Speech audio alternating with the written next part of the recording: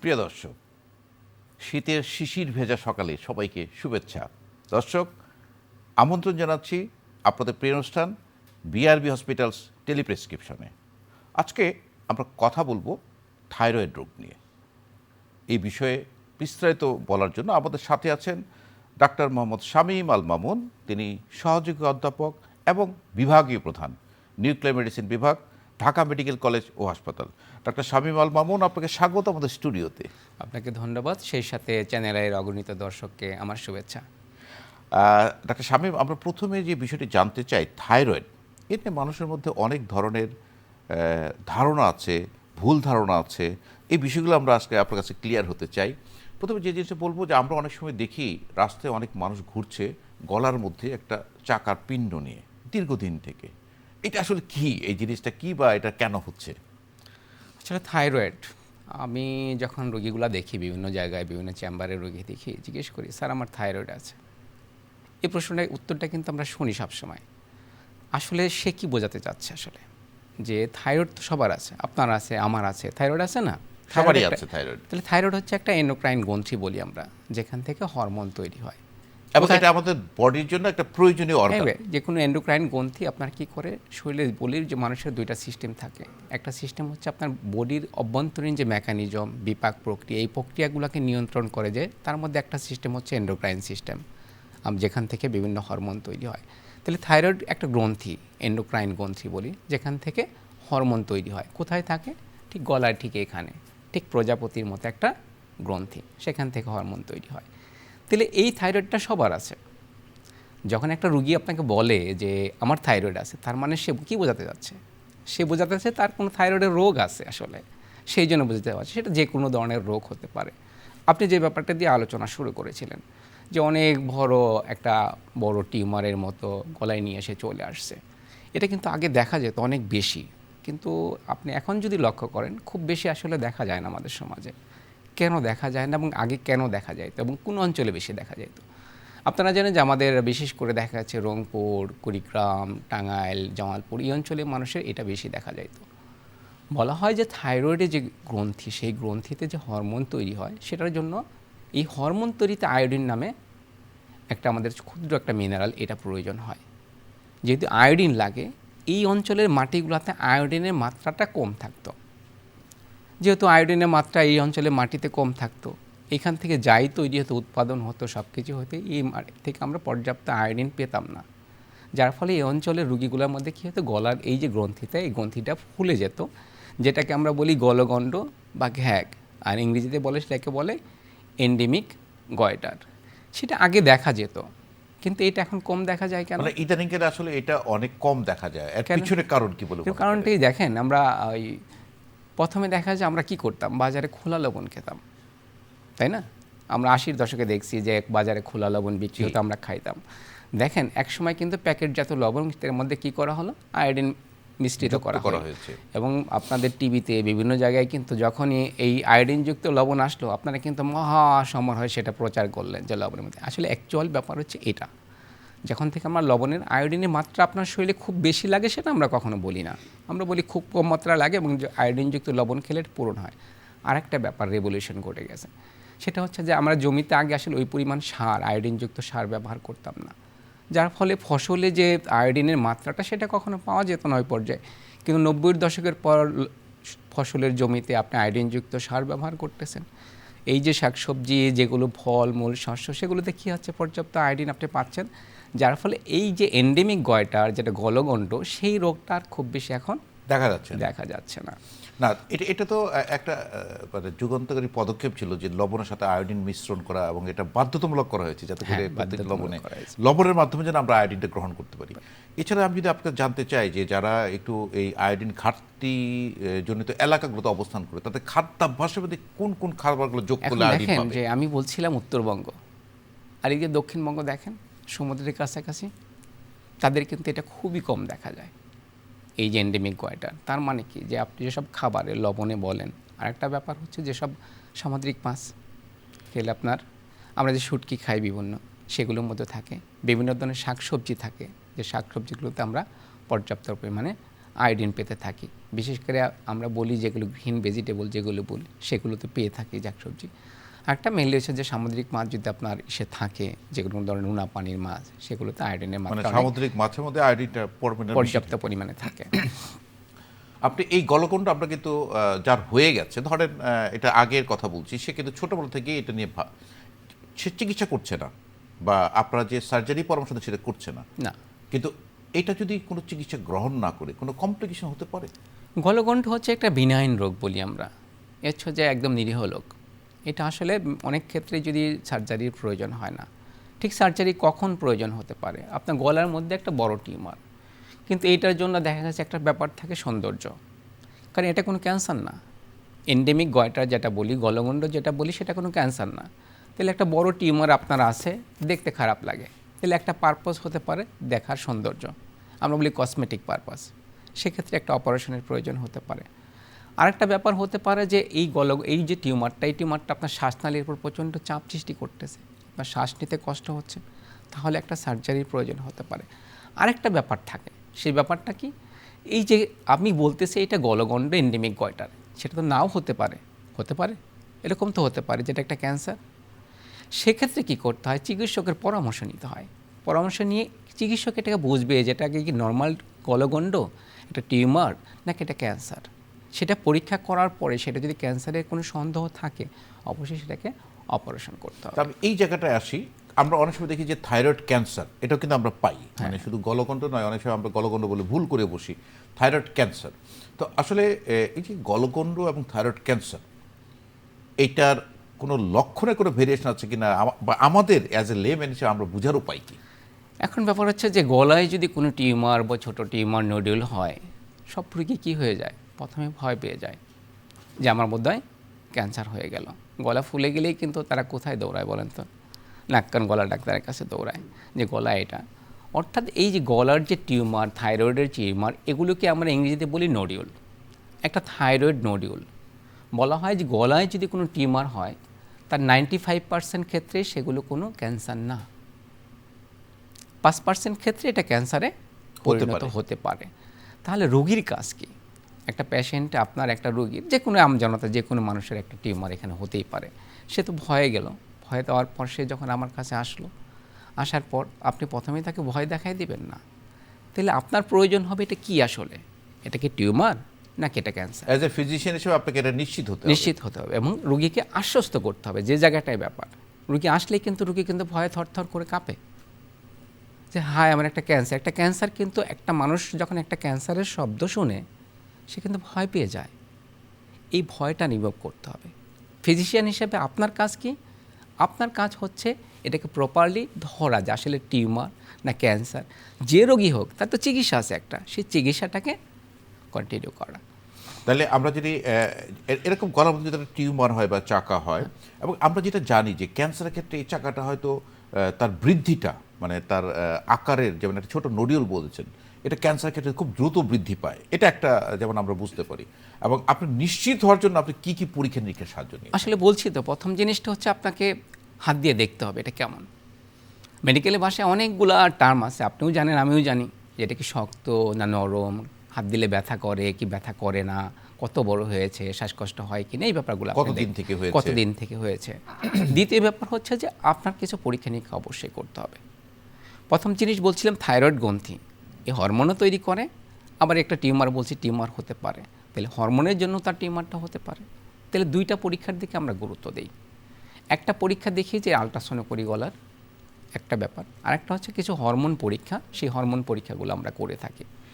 আলট্রাসাউন্ডে দেখলে আমাদের কি বুঝতে পারি, আলট্রাসাউন্ডে যে টিউমার আছে, টিউমারের কিছু বৈশিষ্ট্য থাকে, সেই বৈশিষ্ট্য ডাক্তার যারা দেখে তারা বৈশিষ্ট্যের ভিত্তিতে বলতে পারে যে এটা ক্যান্সারের দিকে যাচ্ছে নাকি যাচ্ছে না। আমরা টি-র্যাটস একটা ক্লাসিফিকেশন করি, সেই টি-র্যাটস ক্লাসিফিকেশনের মধ্যে আমরা বুঝি এটা টিউমারের ক্যান্সারের দিকে যাচ্ছে কি যাচ্ছে না। অর্থাৎ এটা সাইজ কত, যেমন 1 সেন্টিমিটার নিচের যে নোডিউলগুলো, সেগুলো ম্যাক্সিমাম ক্ষেত্রেই ক্যান্সার হয় না, 1 সেন্টিমিটারের উপরে গেলে সেটা ক্যান্সার হওয়ার সম্ভাবনা থাকে। এখানেই কিন্তু শেষ হয়ে যায়। নোডুল যদি শক্ত থাকে তাহলে আপনারা অনেক সময় ক্যান্সার কথা চিন্তা করেন। এটার ভিতরে কিছু প্রপার্টি থাকে, সেই প্রপার্টিগুলো আছে। দ্বিতীয় জিনিস হচ্ছে যে আপনি দেখলেন যেটা টিউমার, বা সন্দেহই মনে হলে যে না এটা টিউমার, আপনি কিছু করার প্রয়োজন নাই। কিন্তু আপনার কাছে যদি সন্দেহ থাকে যে না এটা ক্যান্সার হতে পারে, তাহলে আরেকটা পরীক্ষা আমরা করি, যেটা অধিকাংশ মানুষ বলে যে সুই দিয়ে পানি বের করে সুই দিয়ে রস নিয়ে পানি বের করে একটা পরীক্ষা, সেটা বলে ফাইন নিডেল অ্যাসপিরেশন সাইটোলজি। এই পরীক্ষাটা করে তারও কিছু বৈশিষ্ট্য আছে, তখন এই পরীক্ষার রিপোর্ট যে করে সে আমাকে বলে দেয় এটা ক্যান্সার নাকি টিউমার। যদি নর্মাল টিউমার হয় আমরা রোগীদেরকে কিছুই করতে বলি না, অবজার্ভ করতে বলি। আরেকটা যদি ক্যান্সারের দিকে যায় তাহলে সেটাকে পরবর্তী ধাপের যে চিকিৎসা সেই চিকিৎসায় যেতে বলি। আরেকটা ব্যাপার থাকে, আপনি পরীক্ষা করে দেখলেন যে এটা টিউমার, কিন্তু তার হরমোনাল একটা বিশাল পরিবর্তন আপনি লক্ষ্য করলেন। সেই হরমোনাল পরিবর্তনের জন্য কিন্তু তার এই গোটাটা বা টিউমারটা হতে পারে। তাহলে কি আছে যে আপনি দেখলেন একটা ব্যাপার দেখলেন যেটা টিউমার, কিন্তু আরেকটা ব্যাপার দেখলেন যে তার হরমোনের তারতম্য আছে। তখন ওই যে রুগীটা আমাকে বলছিল স্যার আমার থাইরয়েড আছে, আসলে সে এই যে হরমোনের রোগগুলা এগুলোকেই কিন্তু সবসময় সে থাইরয়েড বলেই সে অভিভূত করে। আমরা যদি থাইরয়েড ক্যান্সারের কথাই আসি, আসলে কয় ধরনের থাইরয়েড ক্যান্সার হয় এবং এই থাইরয়েড ক্যান্সার কি ভালো হয়? থাইরয়েড ক্যান্সার আসলে দুই ধরনের একটা বলি আমরা বলি ডিটিসি বলি, ডিফারেন্সিয়েটেড থাইরয়েড ক্যান্সার। আরেকটা যেটা বলি অ্যানাপ্লাস্টিক বা মেডুলারি ক্যান্সার, দুইটা ধরনের আছে।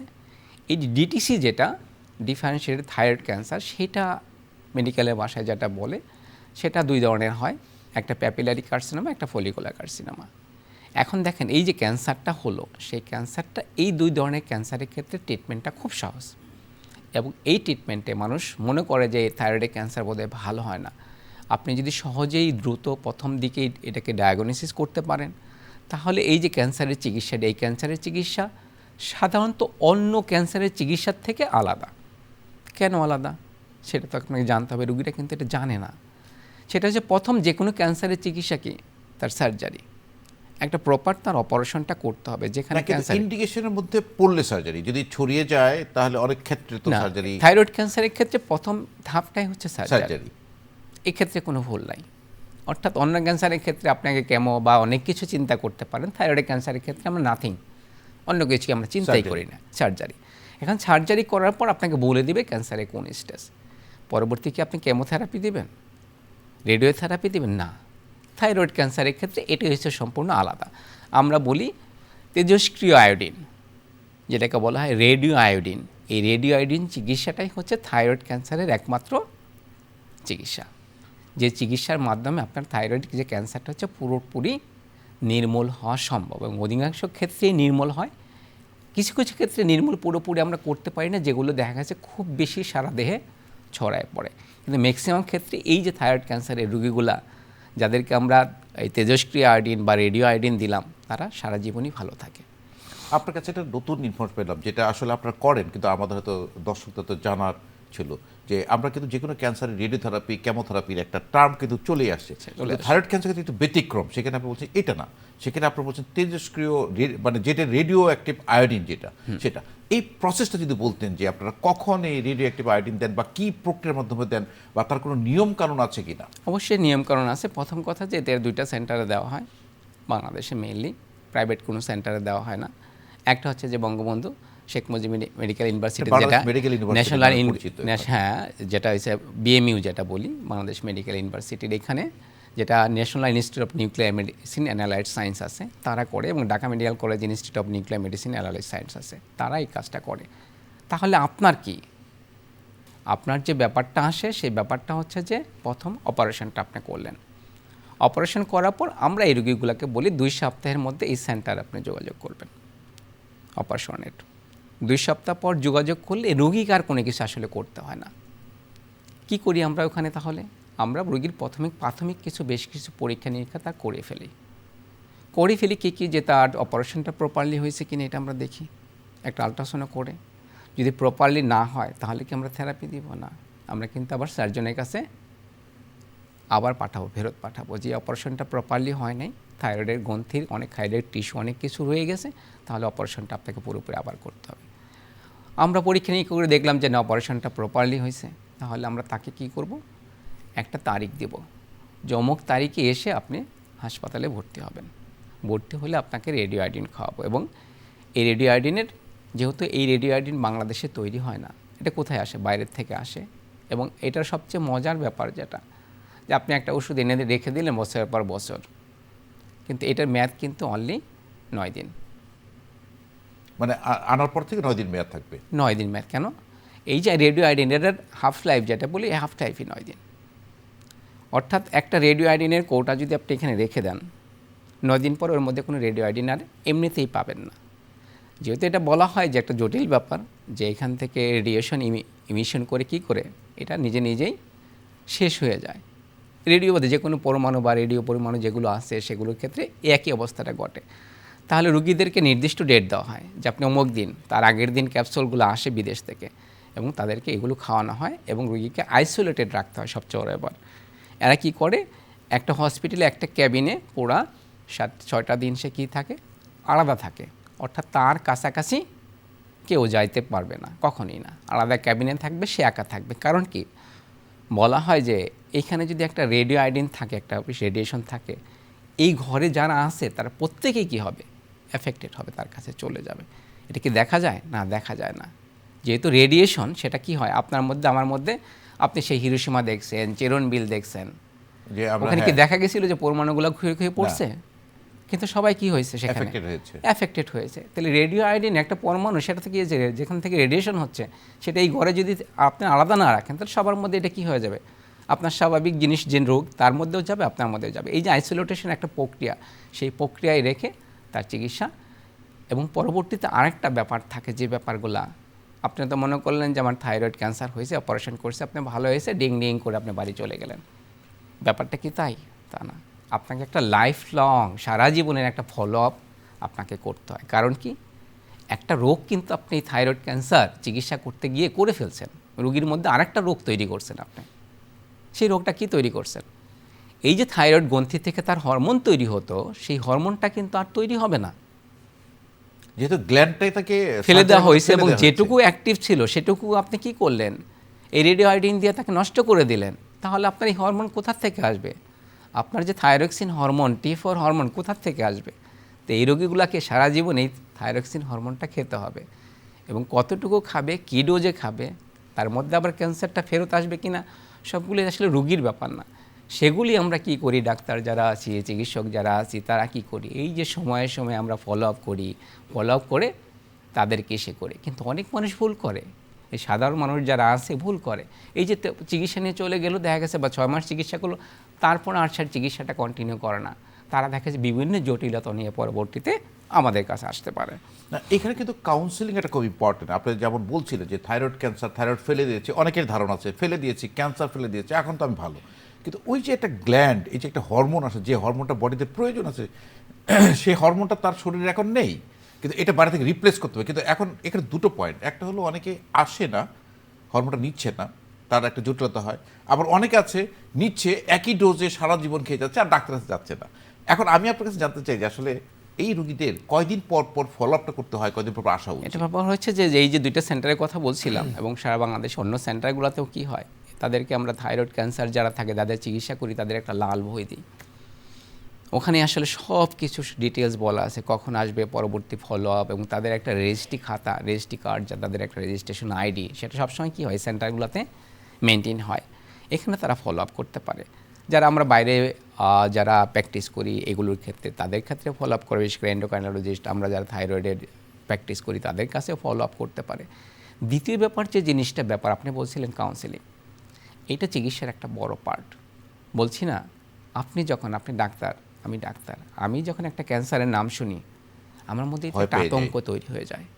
দেখেন, ক্যান্সার সাপোর্ট গ্রুপ বলে বিদেশে কিন্তু একটা বিশাল ক্যান্সার সাপোর্ট গ্রুপ, যেটা কাউন্সেলিং একটা পার্ট। কেমন পার্ট? এটা বিদেশে, প্রত্যেকটা বিদেশে, এবং দেশে থাইরয়েড ক্যান্সারের জন্য এটা আছে। কেমন আছে? যে আমি প্রথমে 10 জন এই যে ক্যান্সার সাপোর্ট রুগী যেগুলো আছে, যারা আমার চিকিৎসা করছে, এরকম একটা গ্রুপ তৈরি করব। আমি যখন আমি রেডিও আয়োডিন থেরাপি দিচ্ছি, তখন এই গ্রুপের সাথে আমি কথা বলে দেবো এই রুগীগুলাকে। আপনি কি দেখবেন? আপনি জলজন্ত একটা প্রমাণ দেখবেন যে ক্যান্সার থাইরয়েড ক্যান্সার হয়েছিল, আমার সামনে বসে আছে, তারা ভালো আছে। আপনার মধ্যে কি আশা জাগবে না? জীবনের প্রতি একটা আশা আপনার মধ্যে জাগবে না? এটা প্র্যাকটিক্যালি দেখলে, আপনি যদি দেখেন বা তার সাথে কথা বলেন, তার কিভাবে চলছে লাইফ স্টাইলটা, সেটা দেখলে কিন্তু আমরা অবশ্যই যারা এই কাজটা কিন্তু আমরা করি না বাংলাদেশে, আমাদের এই কাজটাই নাই। এটা সব ক্ষেত্রে আছে। অর্থাৎ আমার জলজন্ত একটা উদাহরণ যদি আমার মধ্যে থাকে, তাহলে কিন্তু আমার মধ্যে আসা যায়। আমাদের এখানে আমরা দেখেছি ক্যান্সার সার্ভাইভার্স গ্রুপ, মানে ক্যান্সার থেকে বেঁচে আসা, মানে নট অনলি থাইরয়েড আছে, মাঝে মাঝে আমরা বিভিন্ন কর্মশালা দেখি, কিন্তু আপনি বলছেন যে এই গ্রুপটাকে আরো স্ট্রেংথেনিং করা, বিশেষ করে এইটা একটা স্পেসিফিক আলাদা ধরনের ক্যান্সার, সেক্ষেত্রে এটা অবশ্যই জরুরি একটা ব্যাপার। সেক্ষেত্রে আমরা বলে থাকি যে এই গ্রুপটা যদি দেখা যায় যে তৈরি করা যায়, এই গ্রুপটা যদি আমরা চোখের সামনে আমরা একটা কাউন্সেলিং সবসময় করি, কারণ এই থাইরয়েড ক্যান্সার ট্রিটমেন্টের ক্ষেত্রে বিভিন্ন ধাপ বিভিন্ন পর্যায় থেকে আমরা এটা করি, কিন্তু কাউন্সেলিংটার সাথে আপনার একটা বাস্তব ভিত্তিক এই যে যেটা বললাম সেটা প্রয়োজন। বাইরের কান্ট্রিগুলোতে মানে এভিডেন্স বেসড, এভিডেন্স বেস, তো এটা খুব ইম্পর্টেন্ট। ডক্টর শামীম মামুন, আমি আপনার কাছে আসছি, আপনি বলছেন যে আমরা থাইরয়েড ফেলে দিলাম, কিন্তু ওই যে T4 এর যে হরমোনটা, এই হরমোনটা বাইরে থেকে তাকে সেবন করতে হবে। আমি বলছি কেউ কেউ করে না, আবার কেউ কেউ একই মাত্রা সবসময় খেয়ে থাকে। আমরা দেখেছি যে তার এটা করতে গিয়ে থাইরয়েড তো আপনার দুই ধরনের হয়, হাইপো হয়, হাইপার হয়। যার হাইপো আছে সে একই মাত্রার ওষুধ ডাক্তার না দেখিয়ে সারা জীবন খেতে খেতে সে হাইপারে চলে যাচ্ছে। আবার আরেকটা গ্রুপ আছে হাইপারের ওষুধ খেতে খেতে হাইপো চলে আসছে। আমার কাছে এই হাইপো এবং হাইপার নিয়ে যদি আপনি একটু বিস্তারিত বলতেন দর্শকদের। এখন হচ্ছে এটা হরমোনজনিত রোগ।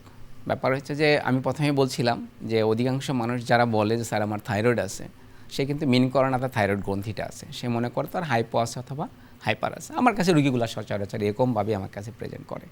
হাইপোথাইরয়েডিজম আসলে বলা হয় যে এই থাইরয়েড গ্রন্থি থেকে দুইটা ইম্পর্ট্যান্ট হরমোন তৈরি হয়।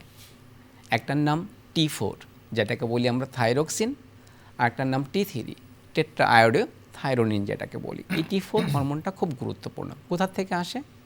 এইখান থেকে আসে।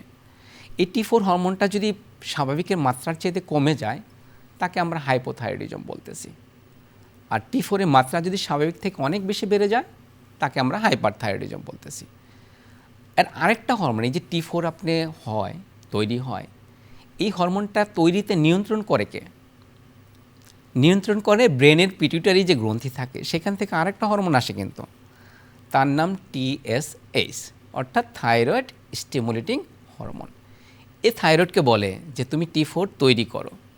এখন থাইরয়েড কোনো কারণে কি T4 তৈরি হলো না, তখন TSHটা খুব রাগ করে যে তুমি তৈরি করতে পারো, সে কী করে বেড়ে যায়। এখন একটা রুগী যখন হাইপোথাইরয়েডিজম হয়, TSH অনেক বেশি হয়। এই TSH বেশি রুগীরা আসলে বুঝতে পারে না যে TSH বেশি দেখে আমাকে হাইপোথাইরয়েডিজম বলতেছে, আমার তো বেশি, মানে হাইপো বলছি TSH বেশি, কিন্তু আমরা বলছি হাইপো কেন বলতেছি, রুগীগুলো বুঝতে পারে না TSH অনেক বেশি। আসলে TSH বেশি দেখে তার T4টা কমে গেছে, সেই জন্য এটাকে বলতেছি আমরা হাইপোথাইরয়েডিজম। এবং বাংলাদেশে হাইপোথাইরয়েডিজমের এখন রোগীর সংখ্যা হিউজ। এই যে হাইপোথাইরয়েডিজম, এই রোগটা কিন্তু অধিকাংশ মানুষ বুঝতে পারে না তার শরীরে এই রোগটা দানা বাঁধছে। কেন বুঝতে পারে না? খুব মাইনর সমস্যা তৈরি করে হাইপোথাইরয়েডিজম। ছোট ছোট সমস্যা কী করে? আপনার চুল পড়ে যাচ্ছে, এটা নিয়ে আপনি ডাক্তারের কাছে, স্কিনের ডাক্তারের কাছে বড় জোর যেতে পারেন বেশি পড়ে গেলে। আপনি একটু ওজন বাড়তেছে, মোটা হয়ে যাচ্ছেন, আপনি মনে করলেন কি আমি খাওয়া দাওয়া করতেছি বেশি বেশি, এই জন্যে বোধহয় আমার ওজন বেড়ে গেছে। আপনার কি হইলো? খুব খারাপ লাগে, অলস লাগে। মানে আপনি মোটা মানুষ, কিন্তু কি হচ্ছে যে আপনি বসে আছেন উঠতে ইচ্ছা করে না, সারাদিন কেমন যেন একটা ঝিমুনি ভাব। আর আরেকটা হলো যে ইনফার্টিলিটি, সেটা তো থাকে। এই যে লক্ষণগুলা, জি, এগুলোকে নিয়ে আপনি ডাক্তারের কাছে অধিকাংশ মানুষ যেতে চায়। বাংলাদেশের মানুষের একটা কিন্তু আমি বলি যে একটা বড় ব্যাপার আছে, যে পর্যন্ত সে আসলে রোগ তাকে বিছনায় যেতে বাধ্য না করে, সে পর্যন্ত কিন্তু শামীম মামুন, আমরা অনুষ্ঠান প্রায় শেষ পর্যায়ে, আমরা সংক্ষিপ্ত করব। জিনিসটা হলো যে দাঁতের ব্যথা না থাকলে দাঁতের চিকিৎসা করবে। হ্যাঁ, মানে আপনি বিছনায় পড়ে গেছেন তখন চিকিৎসা করেন, এই সিমটমগুলো যেন যায় না। কিন্তু আসলে আমরা ইনসিডেন্টাল ফাইন্ডিং হিসেবে এটা পাই অন্য রোগের জন্য। তো আমার মনে হয় যে এটা আসলে আমাদের আরো সচেতন হতে হবে যে এই থাইরয়েড যে হরমোনটা, বিশেষ করে TSH এবং যেটা আপনি বললেন FT4 আমরা করি, এটা করে আপনাদের থাইরয়েড সমস্যা আছে কিনা জেনে নেওয়া উচিত এবং অ্যাকর্ডিংলি চিকিৎসা করা উচিত। অনেক ধন্যবাদ ডক্টর শামীম মামুন, আপনি অনেক সুন্দর করে আসলে আজকে থাইরয়েডের যে আমরা গয়টার, আমরা থাইরয়েড ক্যান্সার এবং হাইপো এবং হাইপার নিয়ে আমরা জানলাম। আমার মনে হয় যে আমরা সময় পেলে আরও বিস্তারিত জানতে পারবো। আপনার সাথে নিশ্চয়ই পরবর্তী অন্য সময় আবার আমরা কথা বলবো। আপনাকে অসংখ্য ধন্যবাদ। আপনাকে ধন্যবাদ। আমি একটা কথাই বললো, আপনার থাইরয়েডের যত্ন নিন, থাইরয়েড নিয়ে সচেতন হন। প্রিয় দর্শক, চলুন আমরা সবাই থাইরয়েডের যত্ন নিই। আমরা নিয়মিতভাবে বছর অন্তত একবার হলো থাইরয়েডটা চেক করে দেখি যে আমাদের থাইরয়েডের সমস্যা আছে কিনা, এবং বিশেষজ্ঞ চিকিৎসক পরামর্শ নিয়ে আমরা থাইরয়েডটা কন্ট্রোল করি। তাহলে আমাদের অনেক রোগবালাই থেকে আমরা ভালো থাকতে পারবো। দর্শক, ভালো থাকুন, সুস্থ থাকুন, নিরাপদেই থাকুন।